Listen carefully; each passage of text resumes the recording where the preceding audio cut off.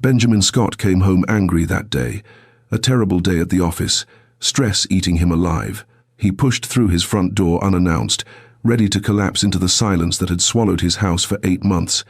But then he heard it. Laughter. His son's laughter. His heart stopped. Rick, Nick, and Mick hadn't laughed since their mother died. Not once. He stood frozen, chasing the sound like a man who'd just heard a ghost. When he opened the door to the sunroom, what he saw shattered him. The day had been brutal. Benjamin Scott sat through meetings in Manhattan that tore him apart. A failed launch. Investors pulling out. His board questioning everything he'd built. By 4 o'clock, he couldn't take it anymore. He grabbed his briefcase and left without a word. The drive to Greenwich felt longer than usual. His hands gripped the wheel too tight. His mind wouldn't stop racing. Anger sat heavy in his chest at work, at life, at God, for taking Amanda and leaving him with 3 sons he didn't know how to reach anymore. When he pulled into the driveway, he felt nothing, just exhaustion. He walked through the front door, loosening his tie, expecting what he always found: silence. The kind that reminded him every single day that his wife was gone and his boys had stopped being children. But today, something was different. He heard laughter, real, uncontrollable, belly-deep laughter that made his breath catch. Benjamin froze. His sons, Rick, Nick, and Mick, laughing. They hadn't laughed in 8 months. Not since Amanda died. Not since that night a drunk driver took her while she was getting medicine for them. They'd become ghosts in their own home, too scared to make noise, too broken to remember what joy felt like. But right now, they were laughing. Benjamin's briefcase hit the floor. He moved through the house, following the sound, his heart pounding so hard it hurt. Down the hall, toward the sunroom, the place Amanda used to love. He pushed the door open. And what he saw stopped everything. Jane Morrison, the woman his mother-in-law had hired a month ago, was on her hands and knees on the floor. His 3 sons were on her back, faces glowing with joy he thought was gone forever. Mick held a rope around her neck like reins. Jane was neighing like a horse, tossing her head, laughing with them like she'd forgotten the world existed. Benjamin couldn't move, couldn't breathe. His sons, the ones who woke up screaming, who barely spoke, who asked every day when Mommy was coming home, were playing, actually playing. And it wasn't with him, it was with her, a woman he barely knew. She'd done what he couldn't, what all his money and desperation couldn't do. She'd brought them back. The anger from his day melted into something else. Relief, shame, gratitude so painful it felt like his chest was caving in. Then Jane looked up. Her eyes met his. The laughter died. Fear flashed across her face. She froze. The boys went quiet.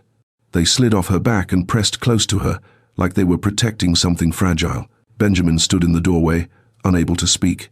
His throat was too tight, his vision blurred. Jane opened her mouth, but nothing came out. He should have said something, should have done something, but all he could do was stare at this woman who'd just given his sons back their lives. He gave a small nod. Then he turned and walked away before the tears came. He didn't understand what had just happened, didn't know if it was okay to feel this grateful to someone who was supposed to just work for him. But one thing was clear. For the first time since Amanda died, his sons were laughing. And maybe God had sent Jane Morrison for a reason. Before we begin, like, subscribe, and tell me where in the world you're watching from. Sometimes, God places people in our lives exactly when we need them most. That night, Benjamin didn't sleep. He sat in his office with the lights off, staring at nothing. The image wouldn't leave his mind. Jane on the floor, his sons laughing. That sound, God. That sound kept playing over and over until he thought he'd lose his mind. He kept asking himself the same question. How did she do it?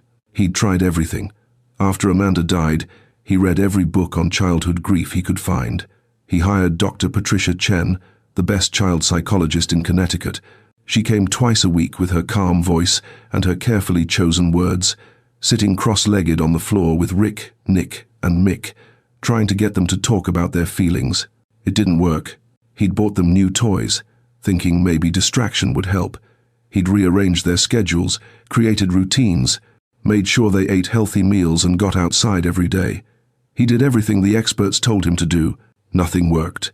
The boys just got quieter, smaller, like they were disappearing right in front of him. And then Jane Morrison showed up. Benjamin leaned back in his chair, rubbing his face with both hands. He didn't even remember hiring her. His mother-in-law, Patricia, had called him one afternoon while he was in the middle of an acquisition meeting. She said the fourth nanny had quit, something about the atmosphere being too heavy, and that she'd found someone new, someone different. Benjamin had barely listened. He'd just said yes and gone back to his meeting. That was a month ago. Now, he couldn't stop thinking about her. Who was she? Where did she come from? What made her different from everyone else who'd tried and failed to reach his sons? He pulled out his phone and opened the file Patricia had sent him. Jane's application. He'd never actually read it. 27 years old. References from a family in Boston. No college degree. A handwritten note at the bottom that said, "I understand grief. I won't run from it." Benjamin stared at those words for a long time. Most people ran from grief. He knew that now. They didn't know what to say, so they said nothing. They didn't know how to help, so they stayed away.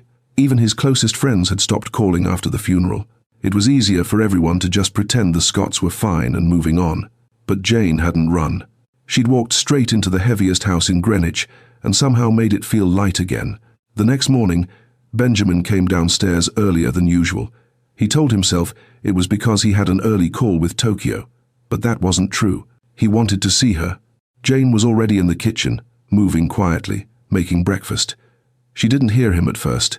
He stood in the doorway, watching. She wasn't doing anything special, just scrambling eggs, pouring orange juice. But the way she moved, calm, steady, present, it was like she belonged there. The boys came running in, still in their pajamas. Mick saw her first and smiled. Actually smiled. "Jane, Jane, can we play horse again today?" Benjamin's chest tightened. Jane glanced up and saw him standing there.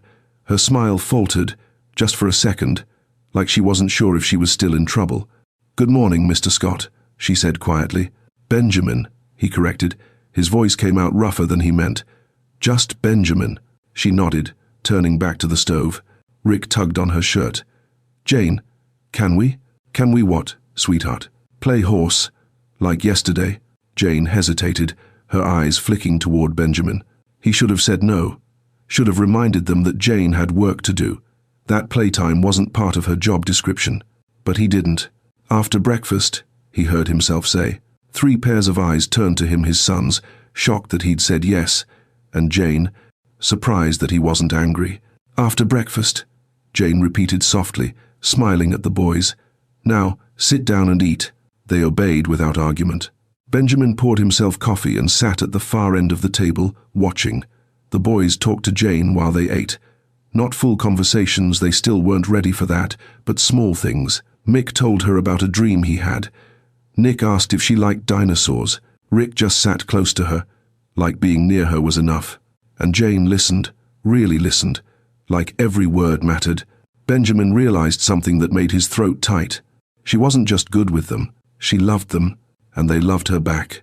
For the first time in 8 months, Benjamin felt something he thought was gone forever. Hope. Benjamin started coming home earlier. He told himself it was because work was slowing down. That wasn't true. The truth was harder to admit. He wanted to see them, wanted to hear his sons laugh again, wanted to watch Jane somehow breathe life back into a house that had felt dead for so long. Most days, he'd find them in the playroom or out in the yard. Jane would be sitting on the grass with all 3 boys, reading to them or helping them build something with blocks. She never made a big deal out of it, never performed for him. She just loved them quietly, naturally, like it was the easiest thing in the world. Benjamin would watch from the window upstairs, careful not to interrupt. The house still carried Amanda everywhere. Her paintings hung on the walls, bright, colorful abstracts she'd worked on late at night when she couldn't sleep. Her coffee mug sat in the cabinet, unwashed, exactly where she'd left it that last morning. Her handwriting was still on the grocery list, stuck to the fridge. Milk, eggs, blueberries. Don't forget Mick's medicine. He couldn't bring himself to erase it. At night, after Jane put the boys to bed, Benjamin would walk through the rooms like he was searching for something he'd lost. Sometimes he'd stop at the master bedroom door but couldn't go in. The bed was still made, the way Amanda had left it. Her pillow still had the dent from her head. Her book was still on the nightstand, bookmark halfway through. Changing anything felt like erasing her. so he slept in his office instead. On the couch, surrounded by work he didn't care about. It was almost midnight when he found Jane in the library. He hadn't meant to. He'd just been wandering again, unable to sleep, when he saw the soft glow of the reading lamp. She was curled up in the corner of the leather couch, barefoot, a book open in her lap. She looked peaceful, like the weight of the house didn't touch her the way it touched him. Benjamin cleared his throat softly. Jane looked up, not startled, just calm. Couldn't sleep either. He shook his head and stepped further into the room. For a moment, he just stood there, unsure what to do. Then he sat down across from her, not close, but not far. The silence between them felt different than the silence everywhere else in the house. It didn't press down on him, it just existed. "What are you reading?" he asked. She held up the book. "Beloved" by Toni Morrison. "Heavy reading for bedtime," he said. "Heavy thoughts need heavy books," she replied simply. Benjamin almost smiled. Almost. They sat in the quiet for a while. He didn't know what to say, didn't know how to thank her for what she'd done, didn't know how to ask her to keep doing it without sounding desperate. Finally, he spoke. "They laughed yesterday. Really laughed. I haven't heard that sound since." He couldn't finish. "Since Amanda," Jane said softly. Hearing his wife's name out loud felt like a punch to the chest. Most people avoided saying it, like saying her name would break him, but Jane didn't look away. "They talk about her," Jane said. "The boys. They tell me stories." Benjamin's throat tightened. "What do they say?" "That she smelled like flowers, that she sang off-key in the car, that she let them eat dessert first on Tuesdays." Tears burned behind his eyes. Those were details he'd forgotten, small things that used to make him laugh, things that felt lost forever, until now. "Thank you," he whispered, "for remembering her through them." Jane closed her book and stood. "Good night, Benjamin." She left the room quietly, and he sat there alone, feeling less empty than he had in months. Maybe she wasn't just helping his sons heal. Maybe she was helping him too. 3 weeks passed. Benjamin found himself looking for reasons to be home. He'd finish calls early, skip dinners with investors, make excuses to his assistant about why he couldn't stay late. The truth was simple. His house didn't feel like a tomb anymore. Tonight, he came home around 8. The boys were already asleep. He could hear the soft hum of the dishwasher running in the kitchen. Everything felt normal, calm. Then he heard it, crying, soft, broken. The kind of crying someone does when they think no one's listening. Benjamin's chest tightened. He moved quietly toward the kitchen and stopped in the doorway. Jane sat alone at the table, her back to him. Her shoulders shook. In her hands, she held something small, a silver locket, open, catching the light. She didn't hear him. She was too lost in whatever pain had her by the throat. Benjamin didn't move, didn't speak, just watched as this woman, who'd been so strong, so steady for his sons, fell apart in his kitchen. Finally, she sensed him. Her head turned. When she saw him standing there, her eyes went wide. She wiped her face quickly, trying to pull herself together. "I'm sorry," she said, her voice cracking. "I didn't mean to. I'll just—" "Who's in the locket?" Benjamin asked quietly. Jane froze. Her fingers tightened around the silver chain. For a long moment, she didn't answer. Then, so softly, he almost didn't hear it, she whispered. Her name was Hope. Benjamin stepped into the kitchen and sat down across from her. Jane's face crumpled. Fresh tears spilled over. She died 2 years ago. Leukemia. She was 3 years old. The words hung in the air like smoke. Benjamin felt something crack open inside his chest. "Jane, she was my daughter," Jane continued, her voice shaking. "My baby girl. We fought for a year, hospitals, treatments, watching her get sicker, watching her lose her hair, watching her stop being a little girl and become someone I didn't recognize." Her hands trembled as she opened the locket wider, showing him the tiny photo inside. A little girl with gap teeth and bright eyes, holding a dandelion. "My husband blamed me," Jane said. "Said I should have noticed the symptoms sooner, should have pushed the doctors harder, should have done something, anything, to save her. The marriage didn't survive it. He took everything in the divorce, all her photos, her toys, her clothes. This locket is all I have left." Benjamin's throat closed. He couldn't speak. "I became a nanny because," Jane's voice broke completely. "Because I don't know how to live in a world without children's laughter. It's the only thing that makes the quiet bearable. When I heard about your boys, about what they'd lost, I thought maybe I could help them in ways I couldn't help my own daughter." She looked up at him, tears streaming down her face. "I'm sorry. I know this isn't professional. I know I shouldn't." "You're not just helping them heal," Benjamin interrupted, his own voice rough. "You're healing yourself." Jane shook her head. "I don't think I'll ever heal." "Maybe not," Benjamin said. "But loving my sons, it's keeping you alive. The same way you're keeping them alive." He reached across the table and covered her hand with his. Her fingers were cold, trembling. They sat like that for a long time. Two people drowning in grief, holding on to each other in the dark. "Does it get easier?" Jane whispered. "The missing?" Benjamin thought about Amanda. About the hole she'd left. About how every morning he still reached for her side of the bed and found it empty. "No," he said honestly. "But the missing becomes different. It becomes part of you. A presence instead of an absence." Jane nodded, tears still falling. She closed the locket slowly, pressed it against her heart. "Thank you," she whispered, "for not looking away." "Thank you," Benjamin said, "for showing up." And in that moment, something shifted between them. They weren't employer and employee anymore. They were two broken people who'd found each other in the ruins. Maybe that's what grace looked like. Mother's Day came like a shadow Benjamin had been trying to outrun. He woke up that morning with his chest already tight. Last year, Amanda had been alive. The boys had made her cards with crayon scribbles and sticky handprints. She'd cried happy tears and stuck them on the fridge where they stayed for months. This year, the fridge was empty. Benjamin had planned to take the boys to the cemetery, say a few words, come home, survive the day. That was all he needed to do, just survive it. But when he came downstairs, he heard voices in the playroom. He walked to the doorway and stopped. Jane sat on the floor with Rick, Nick, and Mick, surrounded by construction paper, crayons, and glue sticks. They were making cards. Benjamin's heart sank and swelled at the same time. She was helping them make something for Amanda. Of course she was. She understood what today meant.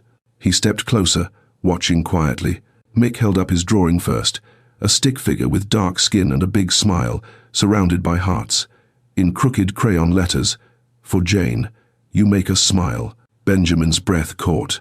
Rick's card said, "I love you, Jane," with 3 stick figures holding her hand. Nick's was messier, but clear, a woman on her hands and knees with boys on her back. They weren't making cards for their mother. They were making them for Jane. Something twisted in Benjamin's chest. Not anger, something deeper, something that felt like loss and relief all tangled together. Jane looked up and saw him standing there. Her face went pale. She stood quickly, almost knocking over the glue. "I didn't ask them to do this," she said, her voice shaking. "I swear. I told them we should make cards for their mother," Benjamin finished, his voice tight. "Yes," Jane's eyes filled with tears. "But they," Nick interrupted, holding up another card. "This one had angel wings and flowers.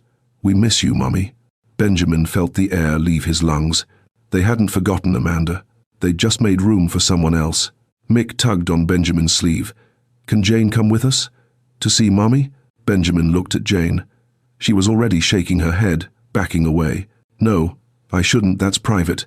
That's for your family." "You are family," Mick said simply. The words hung in the air. Benjamin didn't know what to say. Taking Jane to Amanda's grave felt wrong, like crossing a line he couldn't uncross, like betraying something sacred. But his sons were looking at him with those wide, hopeful eyes.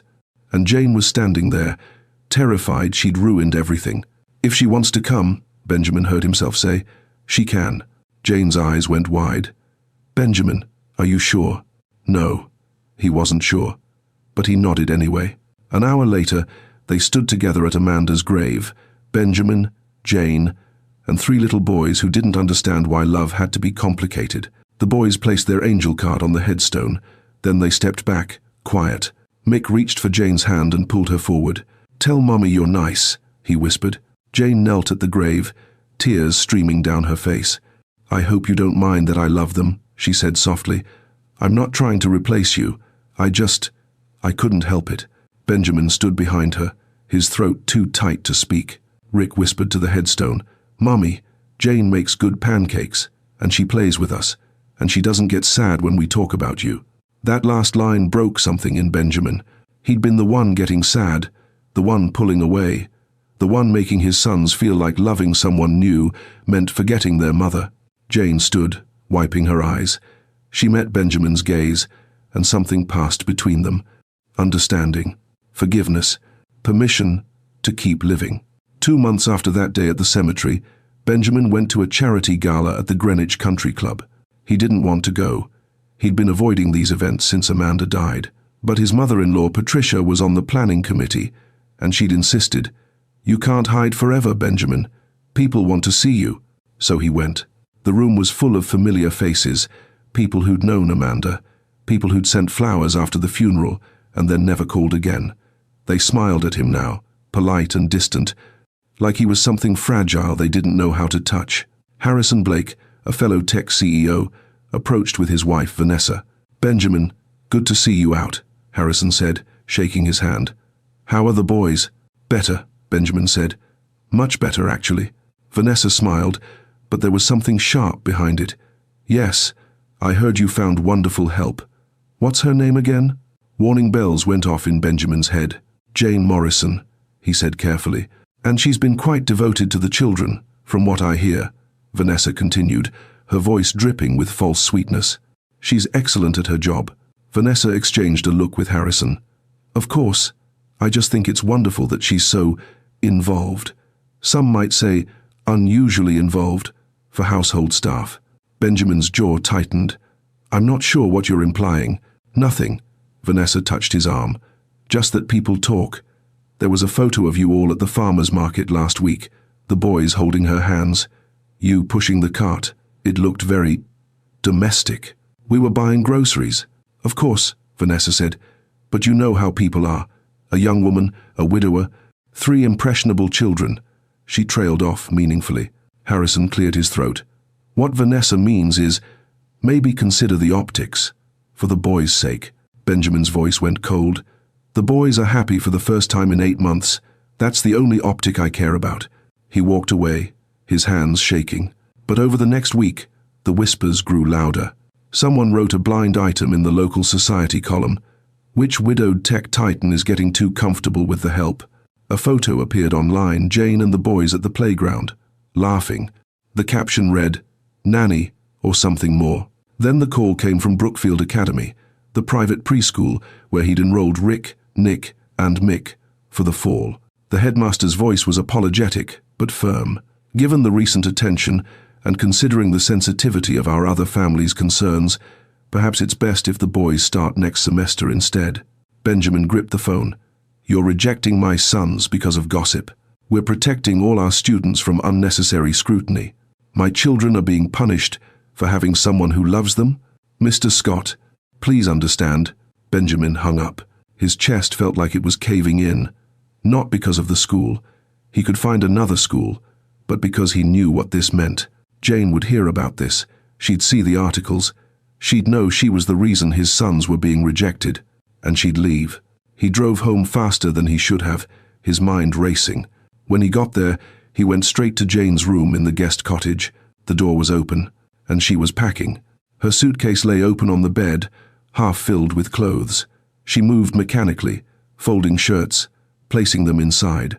Benjamin stood in the doorway, frozen. "Jane." She turned. Her eyes were red. "I can't stay," she said quietly. "I've become the problem." "Don't." Benjamin's voice came out rough, almost desperate. Jane kept folding clothes, her hands trembling. "I have to. Your sons were rejected from school because of me, because of gossip, because of people who don't matter. They matter to Rick, Nick, and Mick." Her voice cracked. "They're going to grow up hearing whispers. They're going to be punished because I forgot my place." "Your place?" Benjamin stepped into the room. "Your place is with my sons." Jane shook her head, tears falling onto the shirt in her hands. "I'm the maid, Benjamin. That's all I was supposed to be. You stopped being the maid the day my sons started laughing again. Then what am I?" She turned to face him, her eyes fierce and broken. "What am I supposed to be to them? To you?" Benjamin opened his mouth, but the words stuck in his throat. Jane let out a bitter laugh. You can't even say it, because the truth is, I'm black, I'm young, I'm staff, and people will always make assumptions. Your sons will pay the price their whole lives if I stay. Let them assume. I don't care what they think. You should care. Her voice rose. Rick, Nick, and Mick deserve better than being the center of scandal. They deserve better than what? Than someone who loves them? Than the only person who made this house feel like home again? The silence between them was electric. Jane sat down on the edge of the bed, her shoulders dropping. When Hope died, she whispered, I promised myself I'd never love another child, because losing her almost killed me. But your boys. She looked up at him, tears streaming. I couldn't help it, and now I have to leave before loving them destroys me. Benjamin knelt in front of her, his heart pounding so hard it hurt. What if you didn't have to leave? The scandal. What if I told the truth? Publicly. What if I made it clear you're not just staff? Jane's eyes searched his face. What truth? That you're essential. That my children need you. He stopped, swallowed hard. That I need you too. Her breath caught. Benjamin, not as a maid, not as a nanny, as someone who understands this grief. Someone who sits in the dark with me when I can't sleep. Someone who brought light back into a house that was dying. I'm not her, Jane whispered.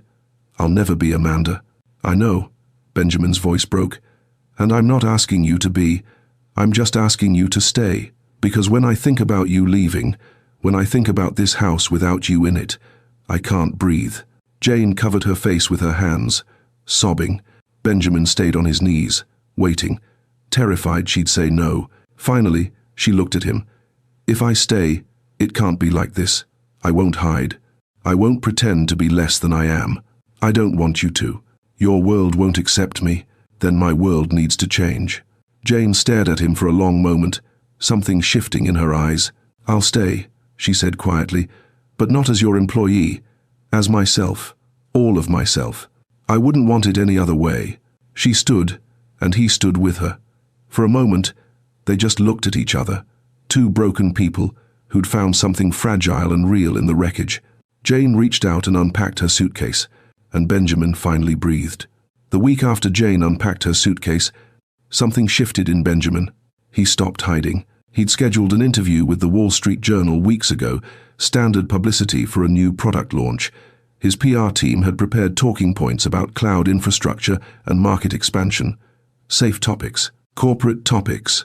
But when the reporter arrived at his office, Benjamin had different plans. Diana Chen sat across from him, recorder running, asking the expected questions. Benjamin answered them automatically, his mind somewhere else. Then Diana paused, glancing at her notes. Mr. Scott, if I may shift gears, there's been some public interest in your personal life lately. Would you care to comment? His PR director, standing by the door, gave a sharp shake of his head. Don't engage. Benjamin ignored him. What specifically? He asked. Diana hesitated. The speculation about your relationship with your children's caregiver. The old Benjamin would have said, no comment, would have ended the interview right there. But sitting in that chair, he thought about Jane packing her suitcase, about his sons' faces when they thought she might leave, about Rick whispering to Amanda's grave that Jane didn't get sad when they talked about their mother. Yes, Benjamin said. I'd like to comment. Diana's eyebrows rose. Jane Morrison is the reason my sons are alive in the ways that matter, Benjamin said, his voice steady. After their mother died, they stopped talking, stopped playing, stopped being children.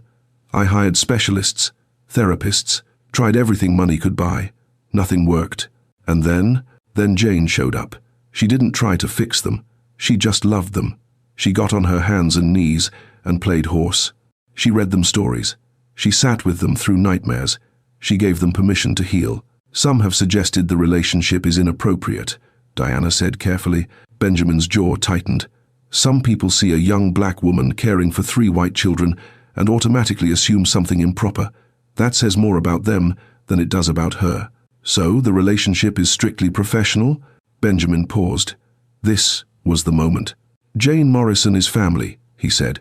She's not their mother, no one could replace Amanda, but she's someone they love, someone they need, and I won't apologize for having her in our lives, even if it costs opportunities for your sons. Any institution that rejects my children for being loved by someone who doesn't fit their narrow definition of acceptable has no business raising them. The interview went live the next morning. By noon, it had gone viral. Half the internet praised his honesty, his defense against prejudice. The other half tore him apart, accused him of using his privilege, of romanticizing the help, of moving on too quickly. His board called an emergency meeting. Benjamin walked into the conference room to find 12 faces staring at him with concern. "The optics are problematic," his CFO began. "I don't care about optics," Benjamin said. "I care about my family. This could affect stock prices, then let them fall. I built this company. I'll run it my way, and I won't compromise my son's happiness for shareholders." The room went silent. That evening, Benjamin came home to find Jane in the kitchen, her laptop open, tears on her face. She was watching the interview. "You didn't have to do that," she said, her voice breaking. "Yes, I did." He sat beside her. "Because every time I stay silent, someone else tells our story, and they get it wrong. Your board is angry. They'll survive. You could lose everything." "I've already lost everything that mattered once," Benjamin said quietly. "I won't lose it again, not without a fight." Jane looked at him, something shifting in her eyes, something that looked like wonder and fear and gratitude all mixed together. She stood and stepped toward him. Then she did something she'd never done before. She hugged him. Not professionally, not carefully, fully. Like someone holding onto a lifeline. And Benjamin held her back, his eyes closing, feeling less alone than he had since Amanda died. Maybe this was what grace looked like. Two broken people choosing each other in the wreckage. 6 months passed. The whispers didn't stop completely, but they quieted. Some people came around, others didn't. Benjamin stopped caring which was which. What mattered was happening inside his home. Rick started speaking in full sentences again. Nick's smile came back, the real one, not the polite one he'd been using since the funeral. Mick stopped having nightmares every night. They called Jane Mama Jane now. It had started organically, their own compromise between honoring their mother and loving the woman who'd brought them back to life. Benjamin watched it all, grateful and terrified at the same time, because the truth he'd been avoiding had become impossible to ignore. He was falling in love with her, not because she'd saved his sons, not because she'd made his house feel like home again, but because of who she was when no one was watching. The way she hummed while cooking, the way she left books face down on every surface, the way she sat with him in the dark when neither of them could sleep, not saying anything, just being present. He'd spent weeks working on something in secret, something that kept him up at night, making calls, reviewing plans, meeting with architects and lawyers.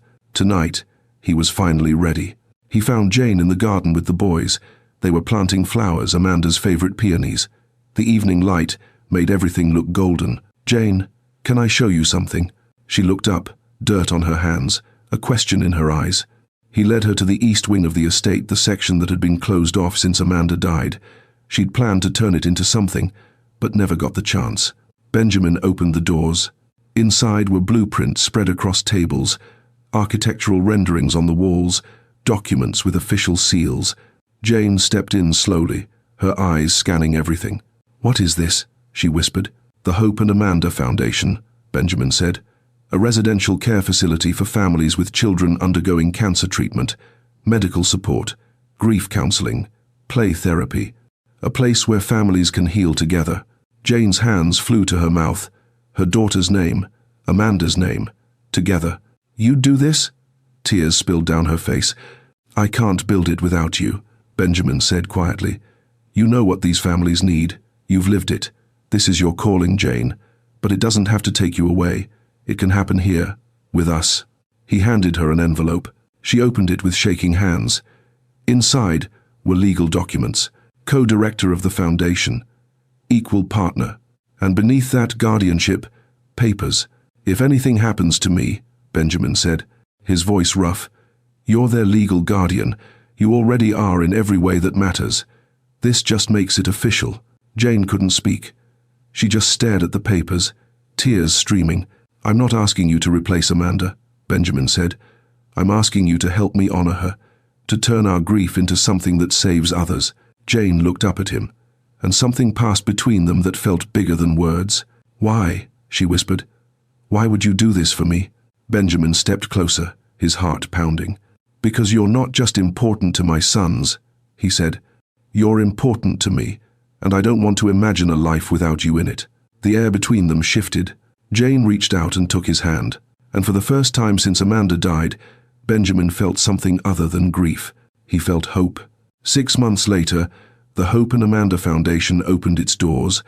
Families came from all over the Northeast, parents with sick children, grandparents raising grandkids, siblings trying to hold each other together while cancer tore their worlds apart. The East Wing that had been empty for so long was now filled with life. With tears and laughter, and people learning how to survive the unsurvivable. The dedication ceremony was small. Benjamin had wanted it that way. Just donors, a few reporters, and the families who'd be staying there. He stood at the podium, looking out at the crowd. His prepared speech sat in his pocket, untouched. Instead, he found Jane standing in the back with Rick, Nick, and Mick. They were wearing matching outfits Amanda would have loved. The boys were smiling, really smiling. Benjamin cleared his throat. "I built my company by believing in systems," he began. "Data, control. I thought if I could just understand how things worked, I could solve any problem." He paused, his voice catching.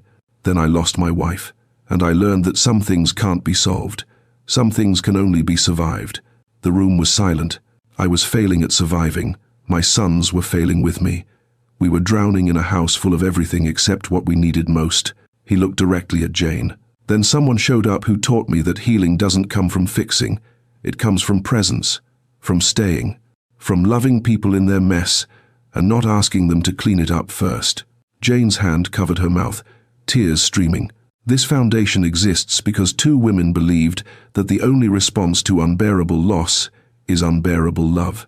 My late wife Amanda, who taught me what it means to give everything, and Jane Morrison, who showed my sons and me that it's possible to live again." He motioned to her. "Jane, would you come up here?" She shook her head, but the boys pushed her forward gently. She walked to the stage, trembling. Benjamin pulled out an envelope. "This makes you co-director of this foundation, and legal co-guardian of my children." Jane's knees nearly buckled. "Benjamin, you already are," he said quietly, "just for her. This just makes it official." Rick, Nick, and Mick ran onto the stage, wrapping themselves around her legs. She dropped to her knees, pulling them close, sobbing. The crowd stood and applauded, but Benjamin barely heard it. He was watching his family. The one grief had destroyed, the one grace had rebuilt. That evening, after everyone left, Benjamin found them in the garden. The boys were playing, chasing each other around the flowers they'd planted months ago. Jane sat on Amanda's bench, watching them with a soft smile. Benjamin joined her. "Thank you," she said quietly. "For what?" "For letting me stay, for fighting for me, for building something beautiful out of all this pain." Benjamin looked at her, really looked at her. This woman who'd walked into his broken life and refused to run from the wreckage. "I think God sent you," he said simply. Jane turned to him, surprised. "I was angry at him for a long time," Benjamin continued. "For taking Amanda, for leaving me alone with 3 boys I didn't know how to reach. But then you showed up, and I realized maybe he didn't leave us alone at all. Maybe he just sent help in a way I didn't expect." Fresh tears slid down Jane's face. Mick ran over, breathless and laughing. "Papa, Mama Jane, come play with us." Mama Jane. The name didn't hurt anymore. It felt right. Benjamin stood and pulled Jane to her feet. Together, they joined the boys in the grass. And as the sun set over the garden where everything had changed, Benjamin understood something he'd been too broken to see before. Love doesn't end when someone dies. It just finds new ways to grow. Amanda had taught him how to love fully. Jane had taught him how to love again. And his sons, these 3 beautiful boys, had taught him that healing is possible, even when it feels impossible. The house that had been a tomb was alive again. Not because the grief was gone. It would never be completely gone. But because they'd learned to carry it together. And somehow, in the carrying, they'd found each other. Jane caught his eye and smiled, not the careful professional smile from when she first arrived, but a real one, full of hope and belonging. Benjamin smiled back, and for the first time in over a year, he wasn't just surviving, he was living. Because sometimes, when everything falls apart, God puts the pieces back together in ways you never imagined. Not to erase what was lost, but to show you that love is bigger than grief. That presence is more powerful than perfection. And that family isn't just who you're born to. It's who stays when the world goes dark. It's who brings the light back.